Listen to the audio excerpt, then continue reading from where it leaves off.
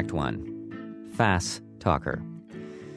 There's this kind of legendary late-night radio show host on WBAI here in New York named Bob Fass, and he hosts a show called Radio Unnameable.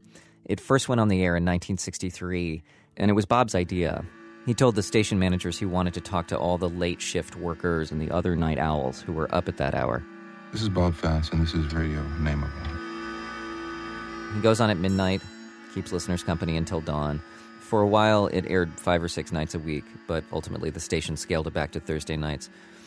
WBAI is a listener-funded community station. That's part of the Pacifica Foundation. And when Radio Unnameable started, it was the kind of 1960s, 1970s radio show that really doesn't exist anymore. If Bob liked a song, he might play it over and over again all night. Or he'd play 2 songs at once. Famous musicians like Bob Dylan would drop by after midnight. Sometimes they'd perform. And sometimes Bob would put a ton of people on the phone all at once. There's snow out there. Snow? Snow? Where? Trees. This audio is from a documentary movie about Bob's show. The movie is also called Radio Unnameable. Is there snow? Yeah, there's snow. Oh. Where have you been? Oh, wait a minute. Open your eyes and look outside. There's snow. Nope. Not on 60th. It's as dry as a bone. Where are you? I'm on 66th. No snow on 60th. I swear it. Must be an underprivileged street.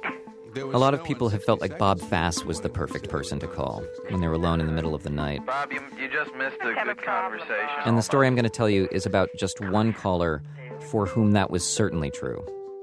This call came into WBAI on November 6th, 1971, about 2:45 in the morning. BAI? Oh, it certainly takes you long enough. Bob and the caller talked for 45 minutes. This is minute 1. Are you a gentleman? I hope. I don't know what a gentleman means. I'm in the process of committing suicide, and maybe this would help BAI, to collect money or something. Just a quick trigger warning for people who are sensitive to hearing about suicide. That's what this call's about. And but don't turn me in or well, I don't mean that. On my number or anything like that. You're in the process of committing suicide. That's a crime. That voice there is another guy who was in the studio with Bob that night. Even Bob doesn't remember who it was anymore. It was a long time ago. That's a what? And here, Bob kind of shushes his friend. A crime? All my life I wanted to commit a crime. At last I succeeded.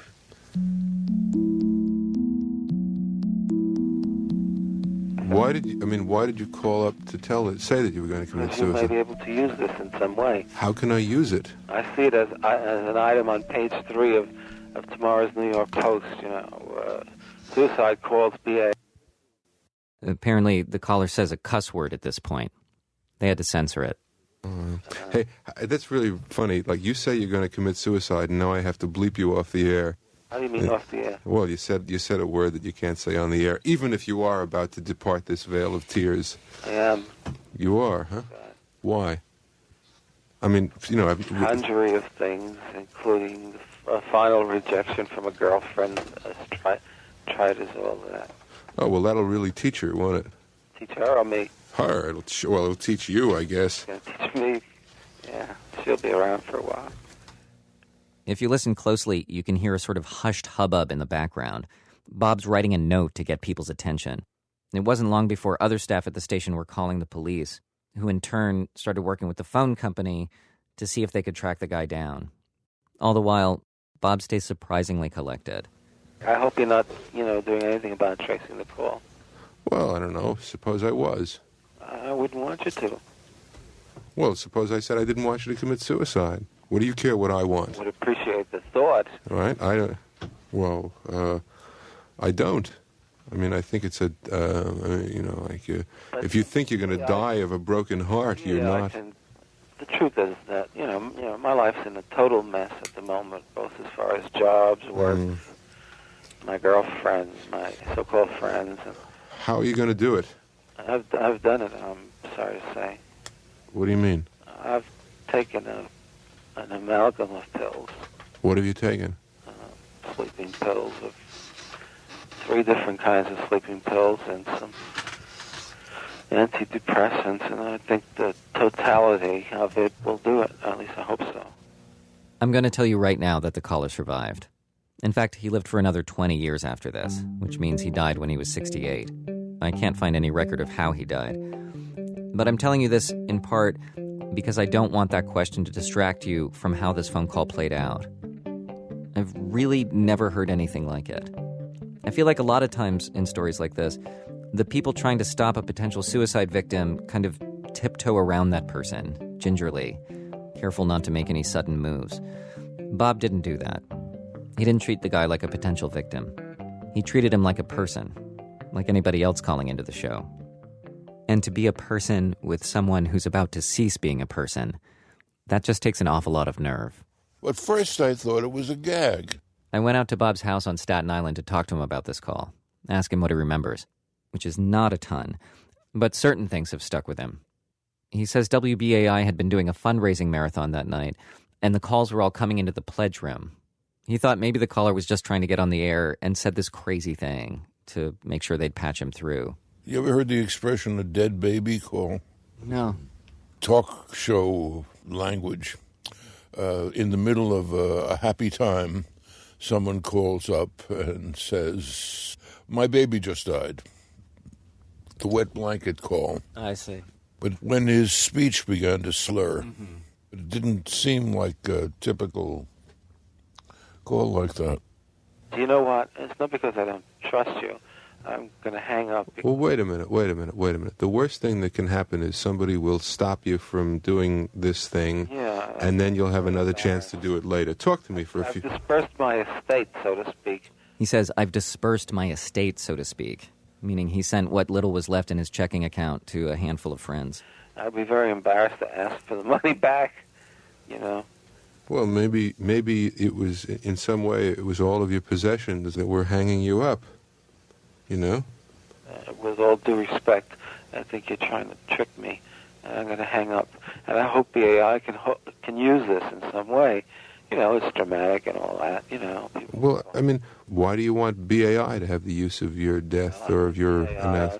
I've never had the decency to send you $15, and I don't think you ought to kill yourself over it. No, I'm not. You can. I mean, a little guilt is okay. I'm not killing myself over that. but you know, I've really never done anything for the station, and the station is a good station, and it's afforded me a lot of pleasure in a mostly otherwise drought-ridden life, and now I'm going to say goodbye. Wait a minute. Before you say goodbye, give us it takes about 20 minutes to trace a call, and you haven't been on the phone with us for 3 minutes yet. You telling me the truth? I'm telling you the truth. It takes about 20 minutes to trace a call. I know because we tried to... Why does it take so long? Because the telephone company is more messed up than your life is.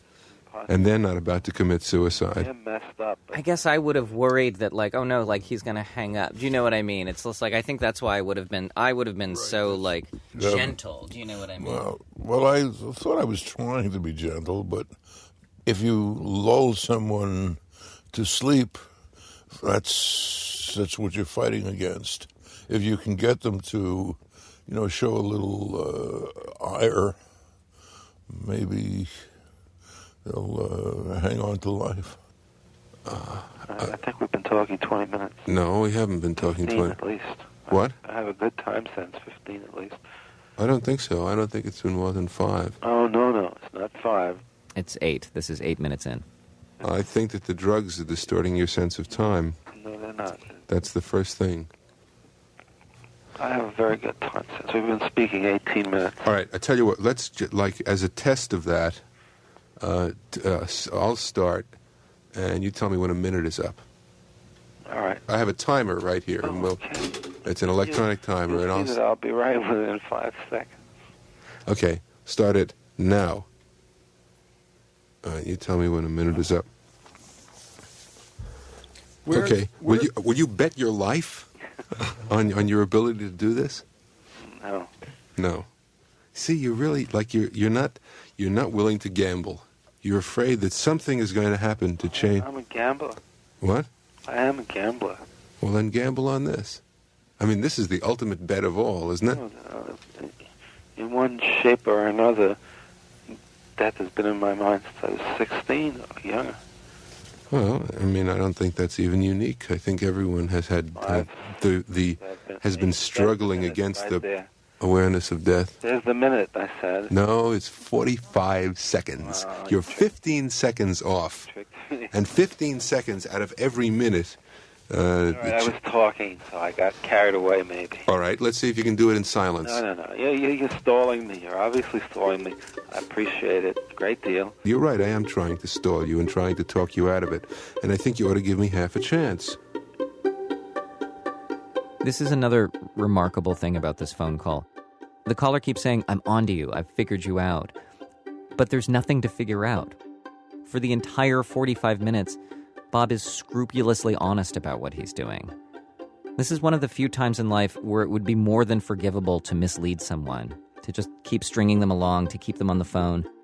And Bob never does that, because he never did that on the air. As always, he's just sort of a naked heart speaking into the microphone, which, in this situation, that's the ultimate bet. I mean, you called us here because you wanted to say something to us or to people listening or do something for us. Yeah, get your PR department in on this. You know, you can use a little publicity and some money. I think that's insulting that we would use someone's death. Give us a chance to find out why and tell us, convince us that it's a right and proper action. All right, let me ask you 3 questions. Please answer. I'll answer very carefully. What? I'll answer very carefully. I don't care about carefully, but honestly. Oh, you started to say didn't you start to say carefully? Yeah, I did. Well, I mean, that stuff is important. I will answer carefully, and I will answer honestly. Are we on the air? Yes, we are. Yeah, I'd rather be off. One. Okay. You'd rather be off? Yeah. Okay. Off the air, that is. I mean, if we're talking longer. And 2, I would like your sterling promise that you're not going to have the call traced. Do I have that? It's a tough one, I know. It is a tough one. I mean, it's really because you see what you've laid on me. I know, but I wasn't always this way. Yeah, but don't you see, I don't think you could get that promise out of any human being. It was not easy to trace a call in 1971. And in this case, it took a lot longer than 20 minutes. The process is way too complicated to explain here, but it was a mechanical process that involved multiple people at the phone company's central office. And it may have already been underway by the time the caller asked for it not to be. In any case, it wasn't like Bob was doing it himself. And again, he could have said to the guy, sure, I won't trace it, just to appease him. But Bob says that didn't seem right. It's a guy who might be dead. And if the last thing that someone told him was a lie, that's heavy. I didn't want to do that. I'd like to continue talking to you for a while. All right, but only with the promise that you're not going to have the call traced. I can't promise that, but I mean, you can force me to if you'll say that's the only way you'll talk to me. But it's not a promise that I want to make. I'm talking to you then because I don't want to have the kind of messy night with a lot of beefy Irish policemen sitting at the foot of my bed. What have you got against the Irish? Nothing. I rather like the Irish. Yeah, we got a priest down here who'll talk to you, too. He'll be up in a minute, Sonny. Around about the 20-minute mark, something weird happens. The conversation floats down to earth and becomes totally normal. Imagine for a second that this is where you came in, that you've heard nothing else up till now. I despise Orson Welles, but he's not himself in this movie. Why do you despise Orson Welles? Everybody digs him. I find him so ham. Because of those airline commercials? No, I don't know the airline commercial. He was great in Citizen Kane. Ham. Yeah, I mean, no, I don't think so. I mean, I think that, he may have been hammy throughout his career, but the hamminess has become him. That's like an old Betty Field movie. Did you ever see that? It was called Tales of Manhattan. Turns out the caller's a real movie buff. He works in media, writes satire, some humor. He's a freelancer. He and Bob dreamily run through one of the plot lines of an old Betty Field movie called Flesh and Fantasy. This is what most of the calls on Radio Unnameable were like. Bob didn't screen them, and there was rarely a point to them. It sounded more like family catching up with each other. And by the way, this wasn't the first time that someone called up the show who was suicidal. Bob says a woman called once threatening to kill herself, and he managed to talk her down. He says she's still around, doing okay. If someone is so lacking in friends and in other human contacts that they need the voice that comes out of the radio to be their friend, they're in trouble, you know? And I mean, I can remember in my life when there were times that the only thing I could trust, to the extent that I could trust it, was the voice coming out of Long John or Gene Shepard or...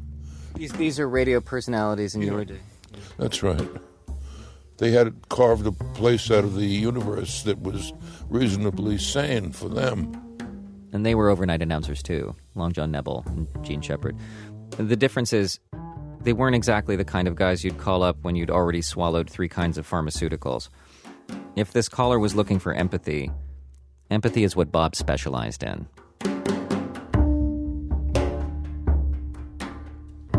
25 minutes in, Bob seems to have gotten to the guy. In a good way. His guard is down. He's relaxed. He's also on a supreme amount of sedatives, so there's that. They're talking about the smallest little thing. The guy says he's drinking seltzer. Bob asks if it's one of those old-fashioned Marx Brothers type bottles that you squirt. The caller says no. There's a better, but you can't get that on the east side. There's a clue. There's a clue, he says. That's weird, that you can't get that on the east side. Can't, at least as far as I know, you can't. At least not on the upper east side. I think you can. I think if you live in a neighborhood where the seltzer man isn't afraid of junkies jumping him in the hallway, you can get seltzer delivered. Doesn't that make you want to live? Almost.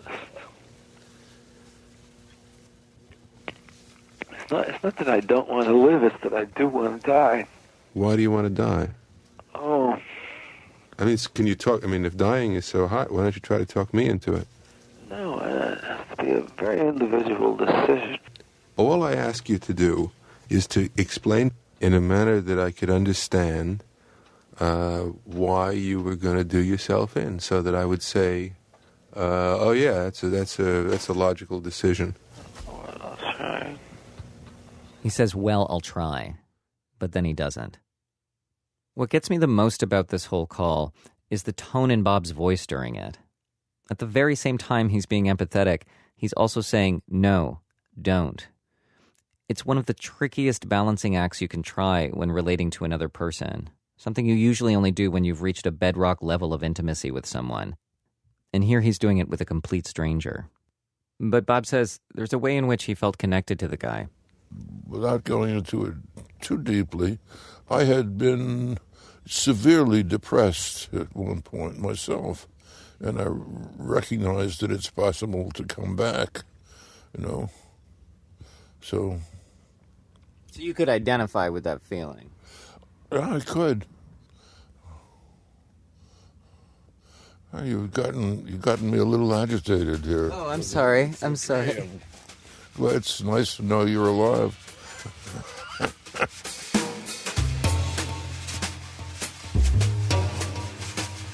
At about minute 38, the caller starts to slip into that liminal space between waking and sleeping. His speech is so slurry it's almost incomprehensible, like tape that's been slowed way down. He keeps talking, but you can tell he's starting to dream at the same time. The kids. What kids? The kids that we're living with, the little kids. And he stops making sense. Well, what do the kids mean? You said something about kids. Yeah, in Milan, near Milan. In what? Near Milan, a city in Italy. Oh, Milan. Yeah. I don't understand. I think I'm going. Stand up. Stand up. Stand up. Try to stand up. Please try to stand up. Do it. You can do it. Just get up on your feet. Pitch yourself up on your feet. My feet? Yeah. New York Times, November 7th, 1971. At about 2:45 yesterday morning, A man telephoned radio enable of WBAI talk and music show and told its moderator, Bob Fass, and the station's listeners, "I'm going to commit suicide." Get up, get up.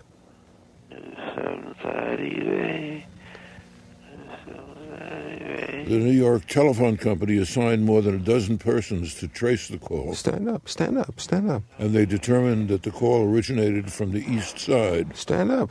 The police of the 104th Street station were then notified. Get up, that's it, get up. Listeners called the station.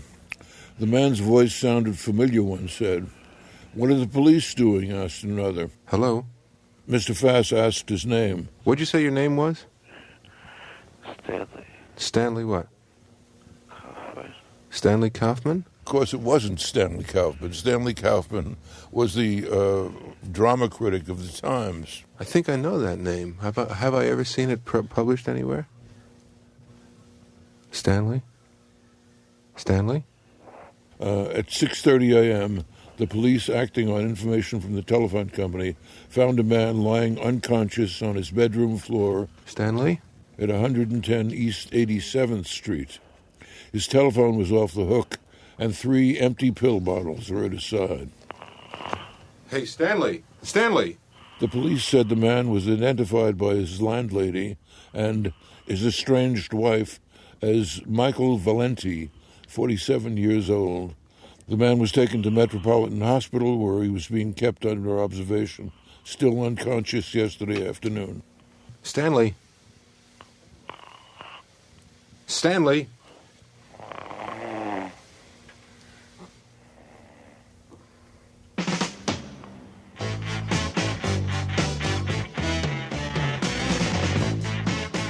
Bob finally took the call off the air and started playing this song, Hello, I Love You by The Doors. But he didn't hang up the call. He played music down the phone line instead for another 3 hours, in case it would help the phone company. Thought they might be listening in while tracing.